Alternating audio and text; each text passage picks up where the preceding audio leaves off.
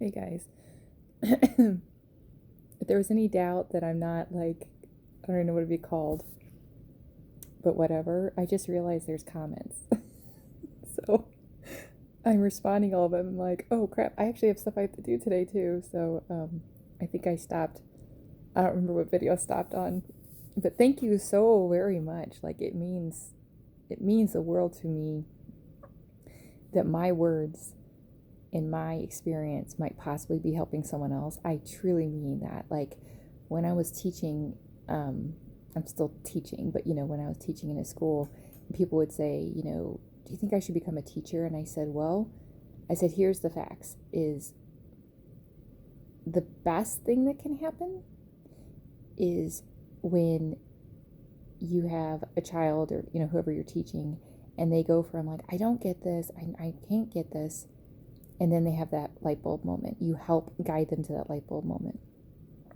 I said, that's the best that it gets. And so if that lights you up, like right now, my body is like, oh, we like that. I'm like, I know. then maybe you should become a teacher. If that doesn't, though, you should not, because that's the best it gets. And there's a whole lot of other stuff you have to deal with to even possibly get that moment. For me, it was worth it, at the time. Um, so, and that's why I still want to tutor and teach. I have to be safe. Safety really is number one. But I love teaching. And I do it for my daughter all the time, and I love it.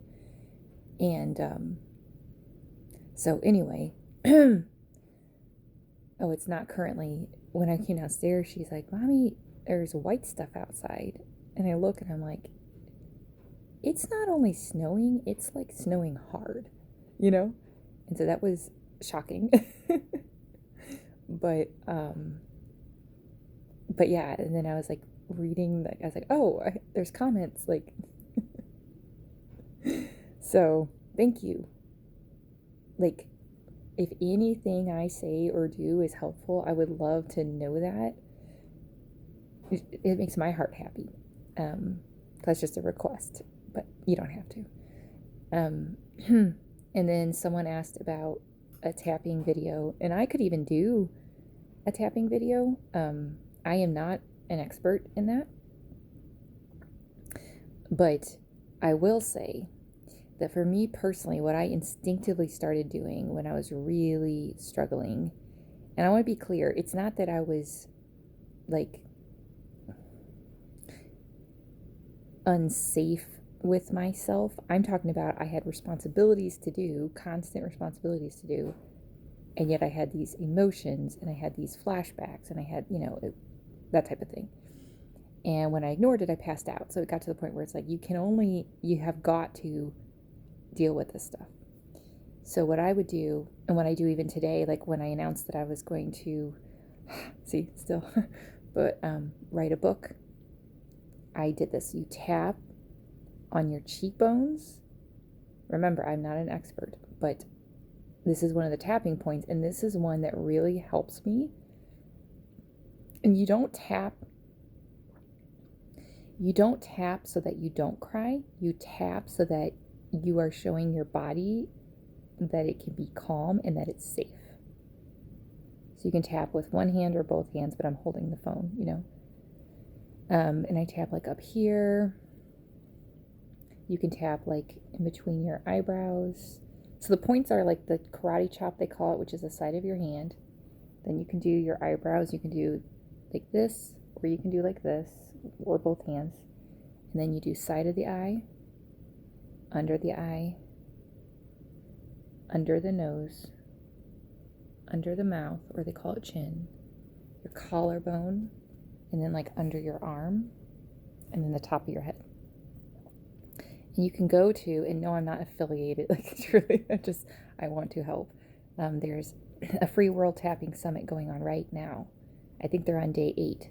I think you can still register. It is free. And it is, the thing I love about it is it's something you can do, like an action you can take that is productive, effective, efficient. You always have it as long as you have a hand. And it makes a difference, and it's a cumulative effect. That's why I always say it's a cumulative effect. So it's really cool. And honestly, what I think, if I had to boil it down, I would say it boils down to having unconditional love. Because what you say is like, even though I'm feeling whatever, even though this guy or this woman is being mean, even though I haven't gotten in bed in 3 days, like whatever it is, you're acknowledging what's actually happening, or what's happened, what's actually bothering you. It's giving me chills, so I must be, I'm hoping this helps someone. Okay, you're acknowledging what's going on. At the same time you're acknowledging what's going on, you're sending a calming signal to your nervous system. And then like you move through it. So what I did this morning when I got woken up at 4 a.m. from the high wind, the loud winds, and I felt myself. And so I did the tapping, like the guided tapping. And then I thought, and then she actually said, pause this and tap if you need to do more. And I thought, yeah. And I just picked a point, and I actually did my karate chop. But I just said, even though I'm scared of this happening today, even though I'm scared of this happening today, even though I'm scared of this happening, it's completely different than a spiral down. It's a completely different experience than a spiral down. Because why do we hesitate to feel our emotions? Because we're afraid we're going to spiral down, we're going to be in the pit, we can't get out, right? Or you might have someone, but if you don't,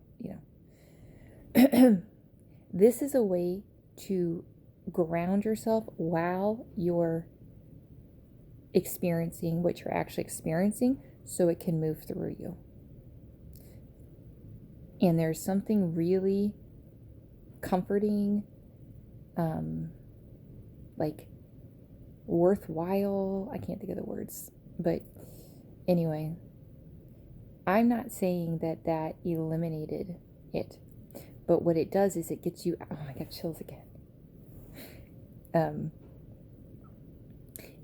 What it does is, if you look up the nervous system states, there's, fight, or, fight, flight, freeze, or fawn. And if you're in the freeze state, you're shut down. Your body's gone into, there's nothing I can do. You're stuck. You really are stuck. This gets you out of that freeze state. And that is like heaven on earth, to be like, I know I shouldn't feel this way. No, you acknowledge, this is how I'm actually feeling. But instead of getting stuck in the feeling, it's like a storm. You're tapping as the storm moves through you, and you're breathing as it's happening. And tears will most likely come, just so you know, but it's cumulative. So if you do it every day, it won't be a, raging storm every day. So anyway, yeah, I would love to, maybe I will do a video on that if people want, as long as you understand I am not the expert by any means. I am a, user of it and an advocate for it, because it is obviously drug-free, but it's also not passive. Because I think of, especially like when I fidget, it's like, this is a way I can fidget that's productive. It's saying, hey, no, you're okay. No, you're okay. You're still okay. And it's like, I just think of something that's tense, and then it just starts to go, okay, I guess I'm okay. And it starts to release, starts to relax. So, and I also told myself, and even if the anxiety comes right back, at least during that time, I did something for myself. Think of it like a workout. Think of it like brushing your teeth, right? You don't see the results visibly for a long time. but you know it's something good for you. So I hope that helps. So what I need to do now is decide if it's safe to drive to my massage therapy because it's really windy out. So what am I going to do? What techniques am I going to do? I think I'm going to definitely going to do tapping. I'm going to tell myself you can release emotion in the car. I'm going to do the tactic that I came up with that is another way to get out of freeze state, which is set a timer for 5 minutes and tell myself in the next 5 minutes, all I have to do is pick out a pair of pants. So it's not about, think of it like you're dipping your toe in the water rather than not getting in the pool at all. And remember, the thing I came up with yesterday, it's progress, not performance. So is putting on a pair of pants, is that impressive? No, right? But the difference between canceling the appointment, because if you're being honest with yourself, you realize it's because you're feeling frozen, so then you just cancel it rather than taking the next step. That's massive progress. And then you take that step. So that's why I want to, like I said, create a community where we can really be with each other throughout the day and help each other and realize we are so capable and we know that. But not in a shameful way, like I know, like what's wrong with me? No, nothing's wrong with you. You're in pain. And you have to take these steps with support to rewire your brain. Your brain learns from like experience and rehearsing. So we may have practiced out of pure necessity, but we may have practiced feeling scared, feeling shut down, feeling frozen, right? For our whole lives. And now we get to practice being like, well, what would it take? How could I possibly do it? And remember, your brain does not know the difference between something that's actually happening and something that it's imagining or it's practiced over and over and over again. So our job is to make the familiar unfamiliar. So if the familiar is to cancel something when really you might be able to do it, and the unfamiliar familiar. So for me, even talking about this stuff is unfamiliar, but I'm doing it because I'm showing my brain. That's why I'm doing this now. It's like, you're safe to post a video. It's okay. And it could actually help people. And then I'm telling myself, which is the truth, but reminding myself that my desire to inspire is bigger than my fear of looking whatever, because that's not why I'm doing this. I'm not doing this to look whatever. I'm doing this to possibly help people. And I'm doing it from a credible place of I'm on the mountain with you. I'm on the mountain with you. And even if you have no one, you can do this.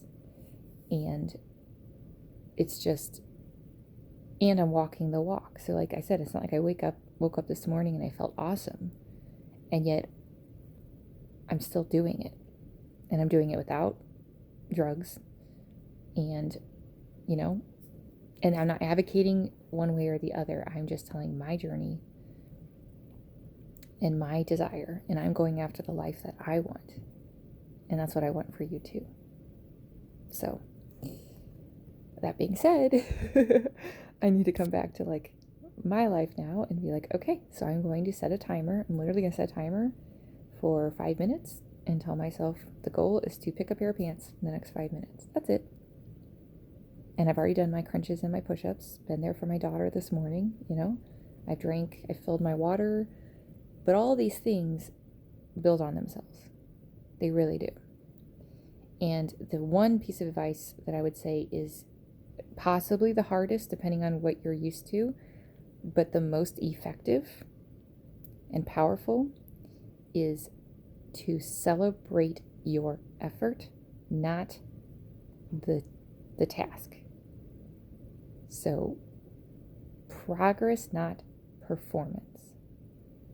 So I'm going to celebrate after I get on a pair of pants because I know that I could have easily just gotten frozen stuck, canceled the appointment, and then weeks later been like, man, why did I do that? It's like, okay, so let's rewind, come back to now and be like, we're not going to do that. We're going to take a step.